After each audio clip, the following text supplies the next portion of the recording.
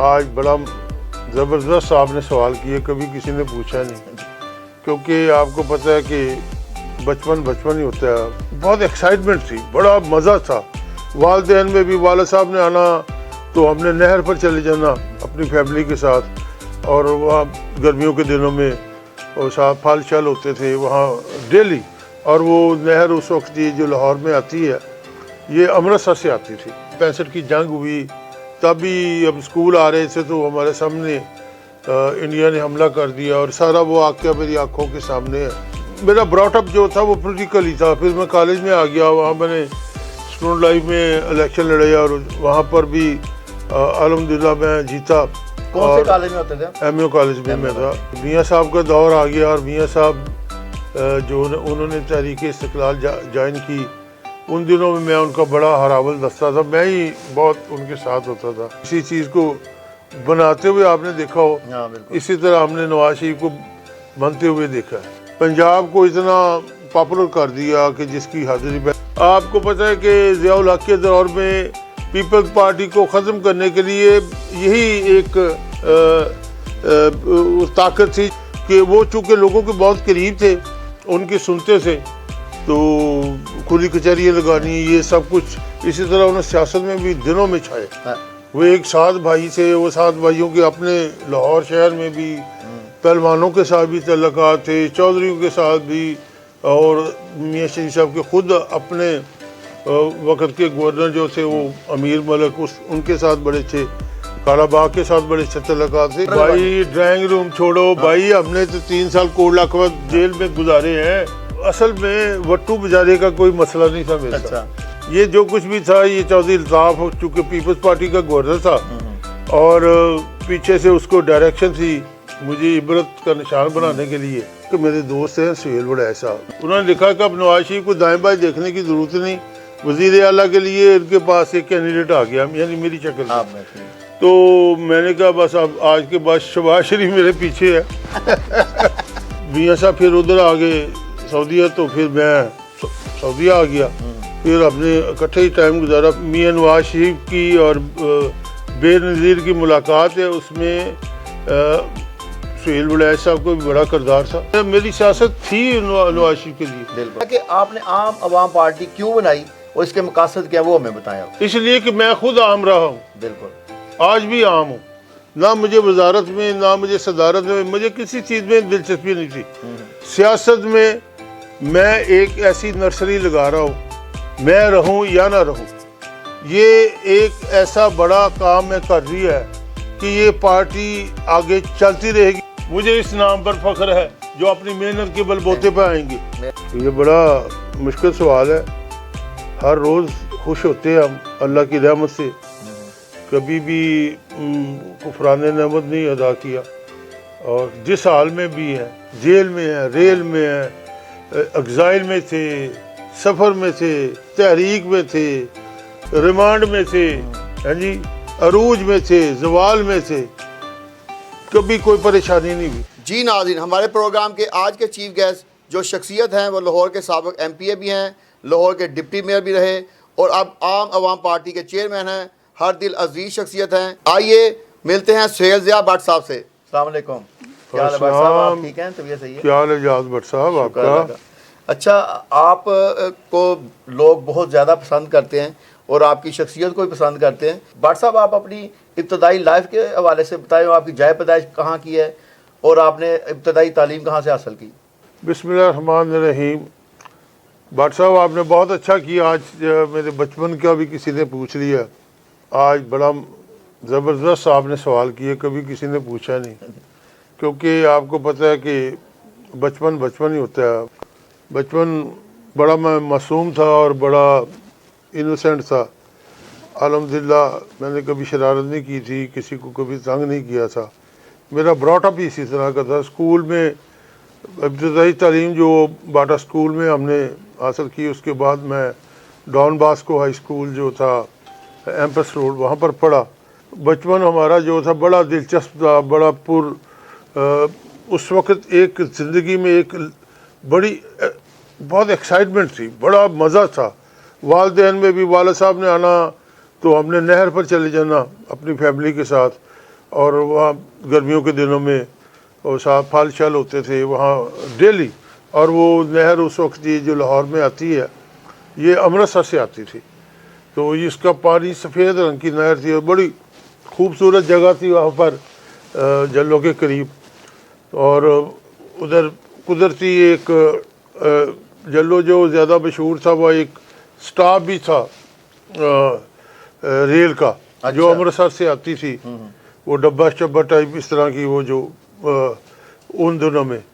تو یہ کافی ایک بس وہ اسی کی وجہ سے زیادہ ایک مارکیٹ چھوٹی سی 600-700 گاؤں کی جو نا مارکیٹ تھی وہ جلو موڑ, وہاں ہماری فیکٹری تھی. اور ادھر ہی بس سے ہم نے پڑھنے کے لیے آنا. 65 کی جنگ ہوئی تب بھی ہم اسکول آ رہے تھے تو ہمارے سامنے انڈیا نے حملہ کر دیا اور سارا وہ واقعہ میری آنکھوں کے سامنے ہے. تو اسی طرح والد صاحب وہاں پر الیکشن لڑتے تھے تو ان کے بھی چھوٹے چھوٹے ہوتے تھے, اپنے اپنی ٹیم بنا کر وہ کام کرنا. میرا براٹ اپ جو تھا وہ پولیٹیکل ہی تھا. پھر میں کالج میں آ گیا, وہاں میں نے اسٹوڈنٹ لائف میں الیکشن لڑے اور وہاں پر بھی الحمدللہ میں جیتا. کون سے کالج میں ہوتے تھے؟ ایم یو کالج میں تھا. تو وہاں سے پھر اس کے بعد میں پنجاب یونیورسٹی فائن آرٹس میں چلے گیا. تو اس کے بعد بزنس میں آ گیا اور ساتھ ہی پھر میاں صاحب کا دور آ گیا. اور میاں صاحب جو انہوں نے تحریک استقلال جوائن کی, ان دنوں میں میں ان کا بڑا ہراول دستہ تھا, میں ہی بہت ان کے ساتھ ہوتا تھا. اور وہ بھی کمال ان کے ساتھ ایک وقت گزرا ہے.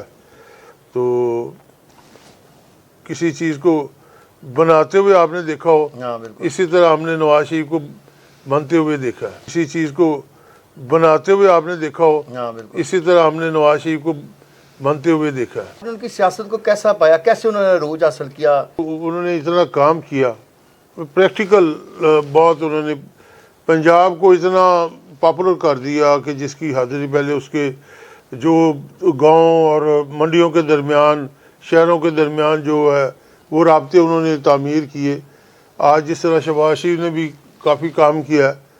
تو یہ کام کرنے کے وہ ماہر تھے, اور کام ان کے خاندان میں ان کا جو ہے ایک سٹائل ہے, جو ایک چیز ایک مہینے میں بننی ہوتی ہے وہ ایک دن میں بناتے تھے. اس طرح ان کا جوائنٹ کاروبار تھا, اتفاق اس کی وجہ سے ان کا نام تھا. تو سب مل کر بڑا انہوں نے ایک کام کیا, بڑا انہوں نے عروج پایا. پھر وہ سیاست میں بھی کافی محنت کی میاں صاحب نے, اور واقعی ان کی سیاسی کوئی پہچان تو نہیں تھی, نہ خاندانی یا وہ.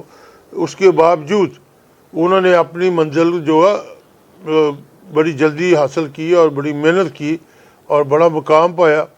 آپ کو پتہ ہے کہ ضیاء الحق کے دور میں پیپل پارٹی کو ختم کرنے کے لیے یہی ایک طاقت تھی جو پولیٹیکلی,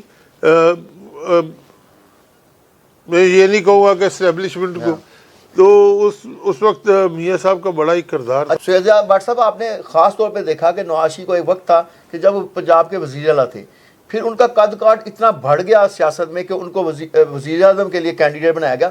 وہ واقعہ ہمارے ساتھ شیئر کریں, کیسے یہ واقعہ ہوا؟ دیکھیں جی, خوبیاں تو ہوتی ہیں نا بندے میں. ایک میں نے آپ کو بتایا کہ ان کی محنت, انہوں نے اتنی محنت کی کہ کوئی عام بندہ نہیں کر سکتا تھا, کوئی سیاستدان تو کر ہی نہیں سکتا تھا. آپ کو پتہ ہے سیاستدان ہمارے جو ہیں وہ وی آئی پی, بڑے جگیردار, فیوڈل اور اسٹیبلشمنٹ کے منظور نظر اس طرح کے وہ لوگ ہوتے تھے. لیکن نواز شریف ورکنگ کلاس سے نکلا تھا. انہوں نے بڑی ایک محنت کے ساتھ, بڑی انہوں نے ایک بہت لوگوں کے کام بھی بڑے کیا, بڑا عوامی سٹائل تھا ان میں, ایک کرزمہ تھا. اگر کرزمہ نہ ہوتا تو ایک نصیز کا بیٹا تو یہاں تک نہیں پہنچ سکتا تھا. اور انہوں نے بہت ہی محنت کی اور انہوں نے ایسا ایک جو نظام سیٹ کیا, جو کیا اس کو کہتے کہ اس دور میں بدماشی ختم کر دی. ان کے وہ چونکہ لوگوں کے بہت قریب تھے, ان کے سنتے سے, تو کھلی کچہریاں لگانی, یہ سب کچھ. اسی طرح انہوں نے سیاست میں بھی دنوں میں چھائے. اچھا بٹ صاحب, یہ بتائیں کہ یہ جو نواز شریف نے موٹر ویز بنائی اور یہ خاص طور پہ شہباز شریف نے جو اورنج لائن بنائی, یہ بہت سارے ترقیاتی کام ملک میں ہوئے, یہ خیال کیسے آیا کہ ہماری سیاست کا جو ٹرینڈ اس کو چینج کر دیا گیا. پہلے کسی وزیر اعظم نے اتنی زیادہ جو ہے نا وہ ترقیاتی کام نہیں کروائے تھے. میں نے آپ کو بتایا کہ انہوں نے ڈاؤن ٹو ارتھ ان کے بزرگوں نے بھی ترقی کی تھی, اور ان کا جب تک میاں شریف صاحب زندہ تھے اور سارے بھائی تھے تو پیچھے ایک بہت بڑی فیملی سیٹ اپ تھا ان کا, اور بڑی ان کو سپورٹ تھی. وہ ایک 7 بھائی تھے, وہ 7 بھائیوں کے اپنے لاہور شہر میں بھی پہلوانوں کے ساتھ بھی تعلقات تھے, چودھریوں کے ساتھ بھی, اور میاں شریف صاحب کے خود اپنے وقت کے گورنر جو تھے وہ امیر ملک ان کے ساتھ بڑے اچھے, کالا باغ کے ساتھ بڑے اچھے تعلقات تھے. اس طرح ان کے سیاسی جو اپنا نظامی صاحب جو تھے وہ فیملی کے بڑے نزدیک تھے. یہ کافی ماحول ان کو بڑی سپورٹ مل گئی, اور ہم جیسے بھی بھائی جو تھے ان کے ساتھ تو دن رات اسٹرگل. آج تک دیکھ رہے اب تک بھی آپ دیکھ لیں کہ وہ کچھ نہ کچھ کر رہے ہیں, کرتے جا رہے ہیں. اس میں کوئی دو رائے نہیں ہے کہ کچھ لوگ اس پہ اختلاف بھی کرتے ہوں گے, لیکن یہ ہے کہ انہوں نے ایک اپنا پیغام جو ہے وہ اس وقت ڈسکس ہو رہے ہیں. وہ تو جب وہ ترقیاتی کاموں کے منصوبے بناتے تھے تو آپ کو کیا پیشن نظر آتا تھا کہ میاں صاحب چاہ رہے ہیں یار ملک میں یہ چیزیں بن جائیں, موٹر بھائی ڈرائنگ روم چھوڑو بھائی, ہم نے تو 3 سال کوٹ لاکھوت جیل میں گزارے ہیں. میں تھا, سید بنیامین رضوی صاحب تھے, اور اعظم چیمہ صاحب, ہم تو یہ اپنا خواجہ آصف رہے, پھر وہ شیخ حجاز تھا سیالکوٹ سے, ہم سب نے کوٹ لاکھوت سے. یہ پھر ان کی بیلیں ہو گئی, اور میں جو میاں نواز شریف کی طاقت سمجھا جاتا تھا تو مجھے انہوں نے پورا ایک مثال بنا دی میری. اچھا یہ واقعہ ہمیں بتائیں کہ آپ کو کیسے گرفتار کیا گیا, کس کی حکومت میں کیا گیا جب آپ 3 سال نواز شریف کے ساتھ؟ میں اس وقت فجر کی نماز, میں اور میرے ایک بھائی ہیں طارق شفیع صاحب, میاں صاحب کے تعداد بھائی, ہم دونوں, میں نے پہلی دفعہ زندگی میں نفلی روزہ رکھا, اور فجر کی نماز ہم نے جا کر داتا صاحب مسجد میں ادا کی, اور وہاں پر پھر درود و سلام کی محفل ہوتی جمعے والے دن صبح فجر کے وقت. تو میں جب باہر آ رہا تھا تو میں نے دیکھا پولیس تھی, اور وہ ان کو بہت اچھا آسان ٹارگٹ مل گیا, اور مجھے گرفتار کر لیا. اس وقت جو اپنا ایس ایس پی لاہور سے حبیب الرحمان صاحب, وہ بھی دادا صاحب آئے ہوئے تھے. وزیر اعلیٰ کون تھے پنجاب کے اس وٹو وزیر اعلیٰ تھے, اور گورنر تھے وہ جو چودھری الطاف. وہ بڑا, اصل میں وٹو بجانے کا کوئی مسئلہ نہیں تھا میرے ساتھ. یہ جو کچھ بھی تھا, یہ چودھری الطاف چونکہ پیپلز پارٹی کا گورنر تھا, اور پیچھے سے اس کو ڈائریکشن تھی مجھے عبرت کا نشان بنانے کے لیے, اور بنایا انہوں نے. لیکن وہ دیکھے نا کہ میں نفلی روزے کے ساتھ پکڑا گیا, اور الحمدللہ پھر میں جیل میں, میری جیل اسی دن میرے چھوٹے بھائی نے میری بیل کروا لی. تو ہائی کورٹ کے جسٹس گلزری کیانی صاحب تھے, انہوں نے میری بیل لے لی, اور مجھے پھر نہیں چھوڑا. پھر انہوں نے مجھے ایک اور مقدمے میں بند کر دیا, پھر ایک اور بنا دیا. انہوں نے ایک وہ جو ہوتا ہے جیل میں پہنچا کے چھوڑنا اس, ہاں جی, وہ مجھے انہوں نے کافی دن ریمانڈ, کبھی راہداری میں بند کرنا. بہرحال وہ مجھے بند کر رہے تھے, وہ مجھے جیل میں ڈال رہے تھے. مجھے یقین کرے کہ مجھے خود سمجھ نہیں آ رہی تھی, اور میں انہی دنوں میں چونکہ والدہ کی ڈیتھ ہوئی تھی تو میں بڑا تبدیل ہو گیا ہوا تھا. تو میں نماز بھی شروع کر دی تھی, اور میں اس طرف میرا رجحان ہو گیا ہوا تھا. تو مجھے موقع مل گیا, آپ یقین کریں کہ مجھے جیل میں پھر قرآن بھی ملا. میں نے وہیں تفسیریں پڑھی, وہیں پر میں نے قرآن کی جو مختلف تفسیریں, جو ابن کثیر, مولانا مودودی صاحب کی وہ 5-6 جلدوں کے سیٹ وہ پڑھے, اور تفسیر ابن کثیر پڑھی, کنز القرآن پڑھے.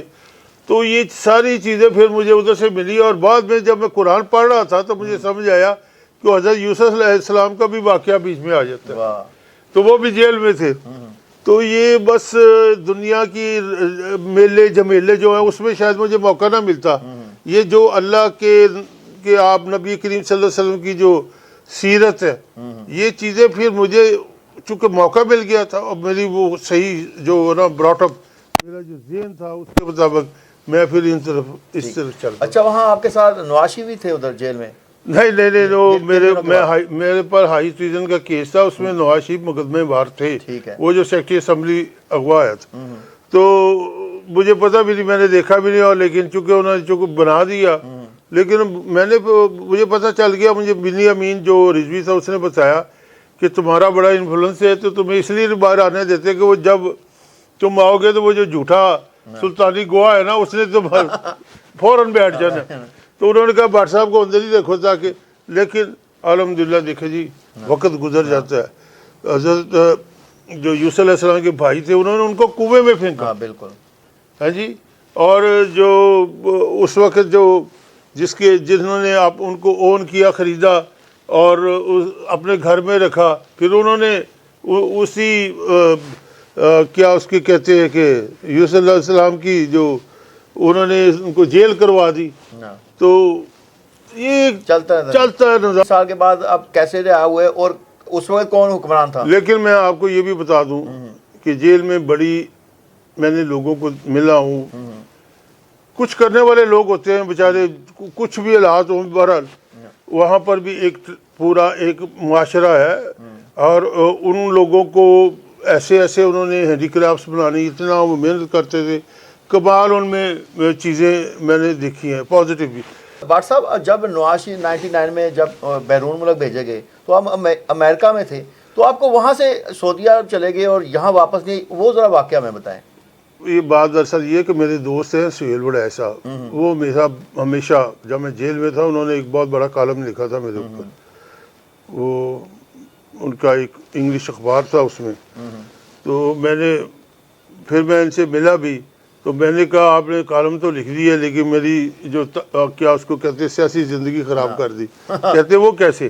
انہوں نے لکھا کہ اب نواز شریف کو دائیں بائیں دیکھنے کی ضرورت نہیں، وزیر اعلیٰ کے لیے ان کے پاس ایک کینڈیڈیٹ آ گیا، یعنی میری شکل میں. تو میں نے کہا بس اب آج کے بعد شہباز شریف میرے پیچھے ہے. تو آپ نے بھلا نہیں کیا، آپ نے برا کیا. تو انہوں نے مجھے مشورہ دیا کہ ابھی چونکہ پاکستان میں آپ کو پتہ ہے کہ حالات اس قسم کے تھے کہ کو آپ امریکہ میں جائیں اور کوئی تحریک چلائیں. اچھا. تو ادھر بابر کرائیں. میری بھی جو بیل ہوئی تھی تو امریکن ایک سینیٹر سے جان وارنر، انہوں نے اسٹیٹ ڈپارٹمنٹ کو میرے لیے بہت اس وقت سٹرگل کی تھی انہوں نے. میں ان کا پھر شکریہ بھی ادھر جا کر ادا کیا.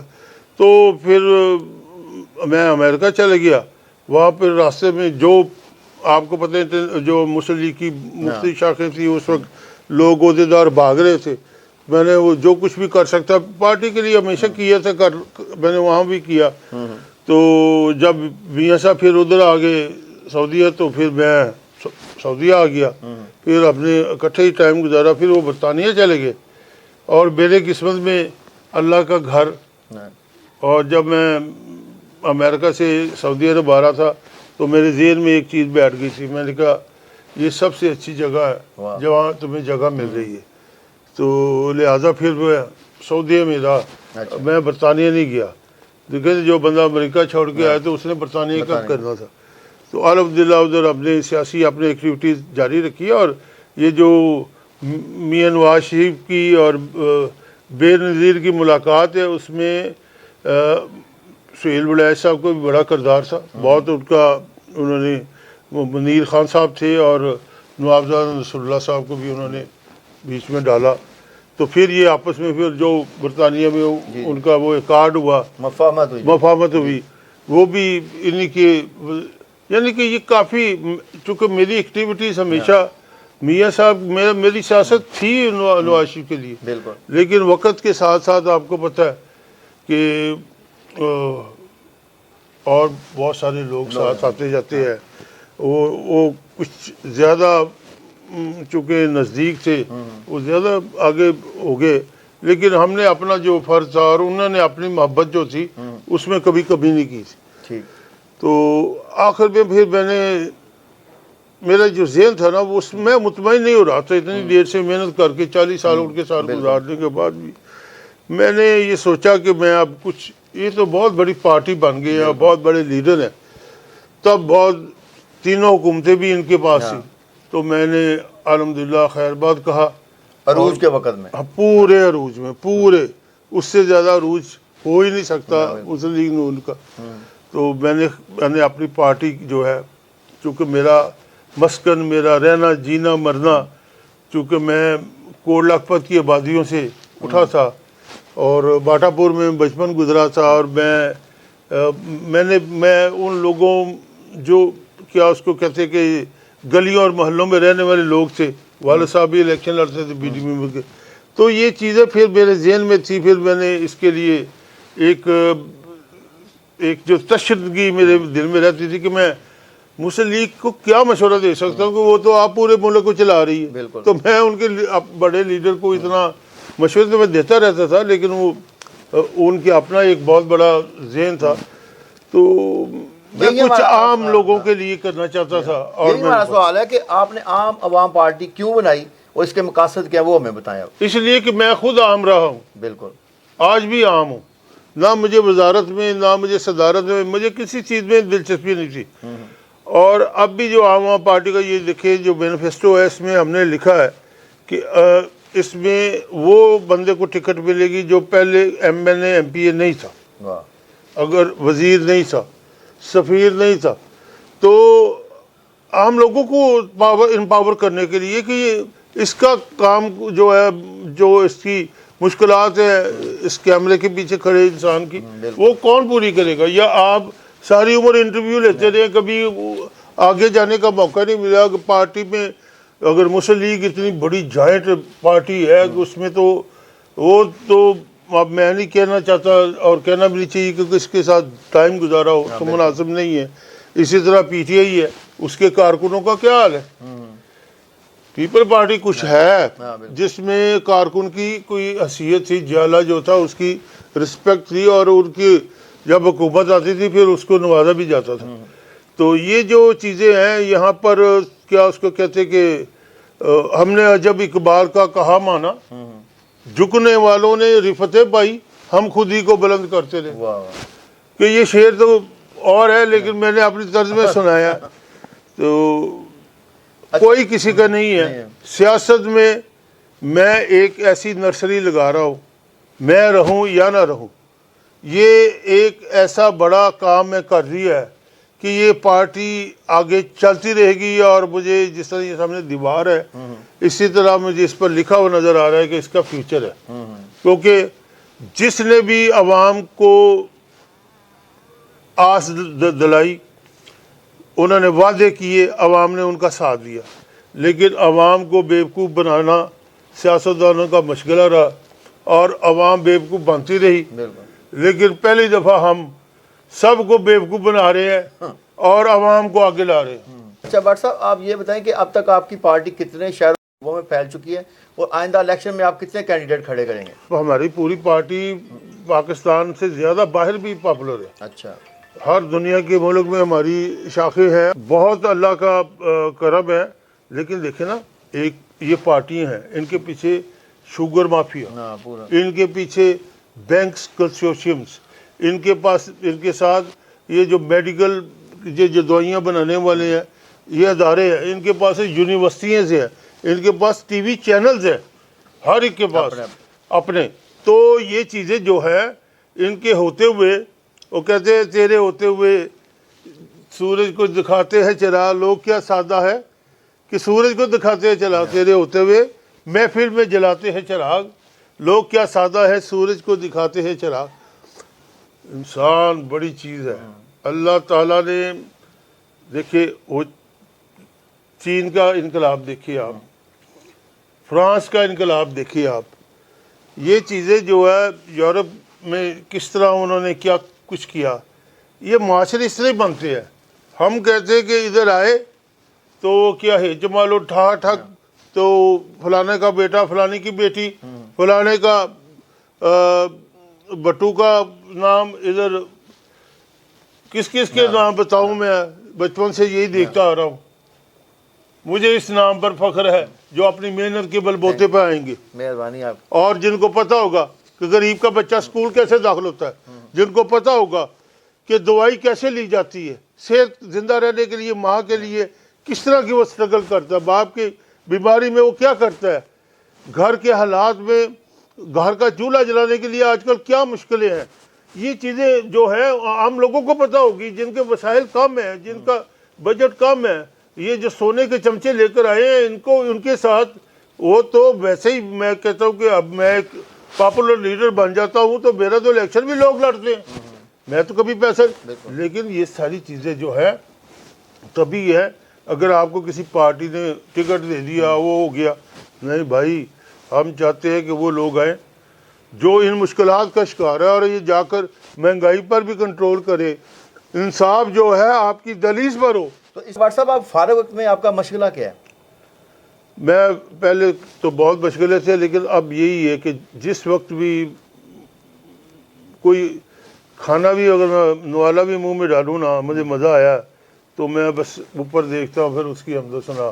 بہت زیادہ میرا ٹائم اسی میں گزرتا ہے. اچھا، آپ یہ بتائیں کہ آپ فلمیں کیسی دیکھتے ہیں؟ جیسی آپ دیکھتے تھے، جب دیکھتے تھے تب دیکھتے تھے. اب تو فلم کیا، گاڑی میں بھی کوئی گانا کبھی نہیں سنا، یعنی اچھا، وہ ایک خوف طاری ہو جاتا ہے مجھ پر کہ یار تم اللہ تعالیٰ کی اس راستے کو چھوڑ کے کس راستے پہ. تو آپ نعتیں سنتے ہوں گے؟ نہیں نہیں نہیں، میں آپ کو پتہ قرآن اور صرف قرآن اور تبلیغ کی جو بزرگوں کی باتیں ہوتی ہیں ان کو میں سنتا ہوں. یہ آپ کو میں مبارکباد دیتا ہوں کہ یہ یوٹیوب چینل جو ہے اب تو دنیا میں یہی چل رہے ہیں. بالکل. ٹی وی تو ایک خبر ہوتی ہے، سارے اسی کو دہرا رہے ہوتے ہیں.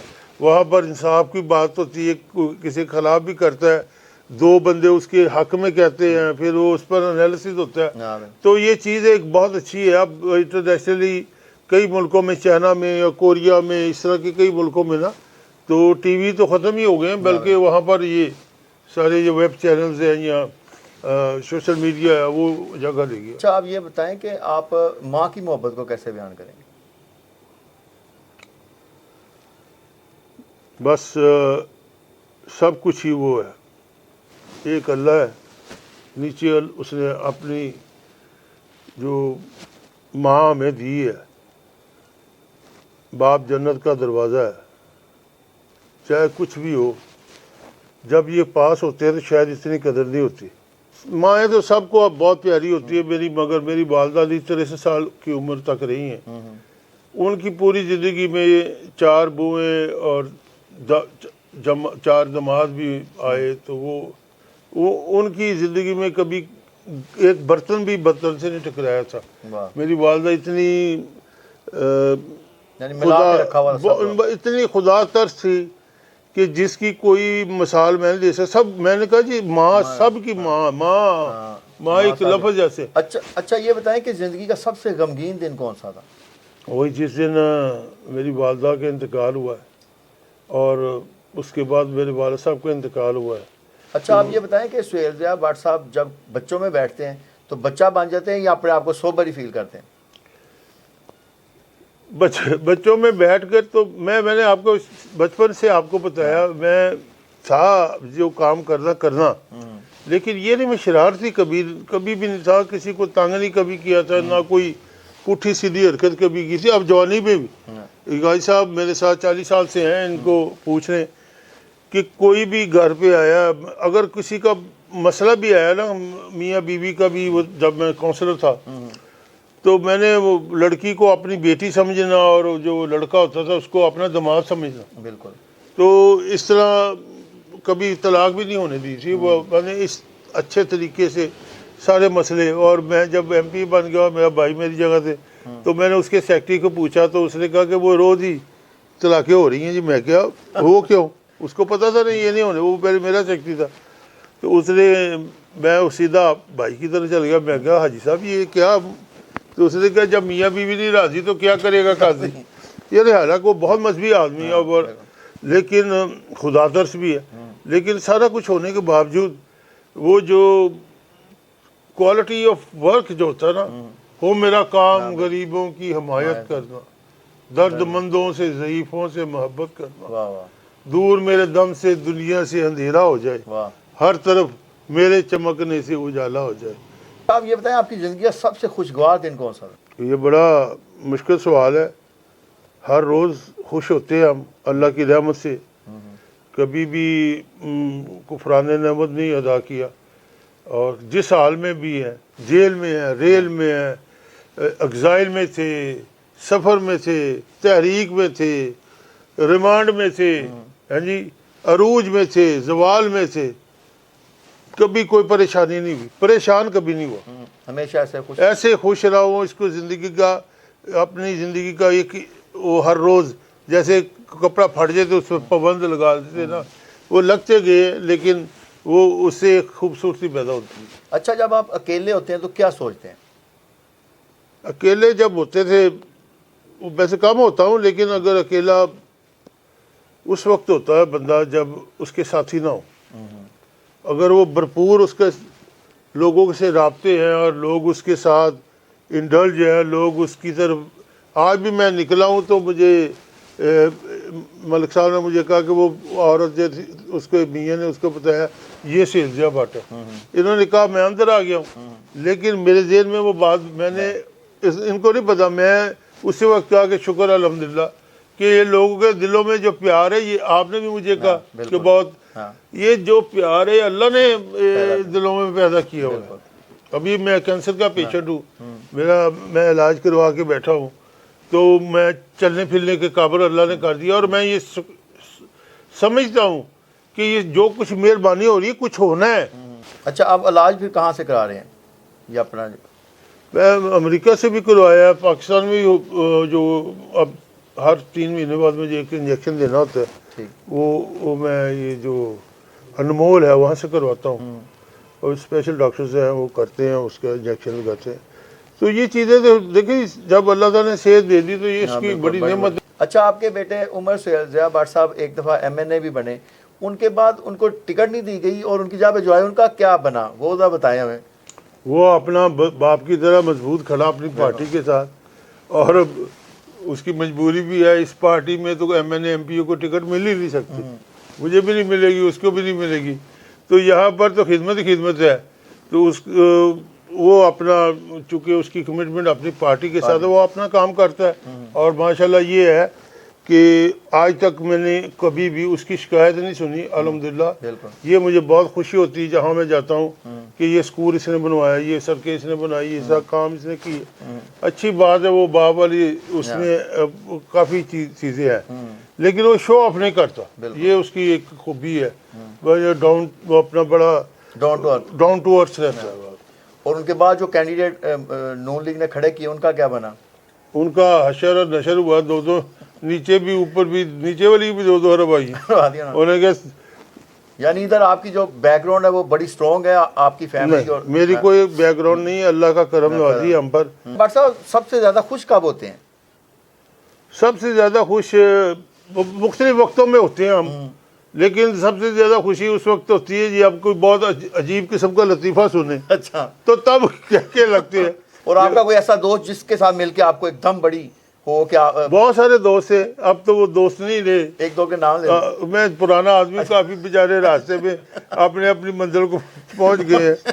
اور زندگی کا آپ کا ایسا کوئی مقصد، ایک مقصد ایسا کوئی جو آپ کہتے ہیں کہ ابھی پورا نہیں ہو رہا، آپ نے پورا کرنا ہے؟ بس الحمدللہ بہت ساری چیزیں پوری ہوئی ہیں، بہت ساری ہوں گی، لیکن اب تو یہ عام پارٹی ہے. آپ بھی دعا کریں، جو آپ بھی ہیں. وہ کہتے ہیں نا کہ جب تخت گرائے جائیں گے، جب تاج اچھالے جائیں گے، جب راج کرے گی خلق خدا، جو تم بھی ہو اور میں بھی ہوں. بٹ صاحب ہماری دعا ہے کہ اللہ تعالیٰ آپ کے یہ منصوبے مکمل کرے اور آپ کی عام عوام پارٹی جو ہے اس کو پاکستان میں کامیابی حاصل ہو. بہت شکریہ. مجھے بڑی خوشی ہوئی ہے کہ آپ جیسے جو اپنے چینل بنا کر چلا رہے ہیں اور عوام کی خدمت کر رہے ہیں، اور ابھی ہم جیسے چھوٹے جو کھوکھے ہیں سیاسی، ان کی بھی سپورٹ کر رہے ہیں. اللہ آپ کو خوش رکھے اور یہ کامیابی انشاءاللہ آپ کی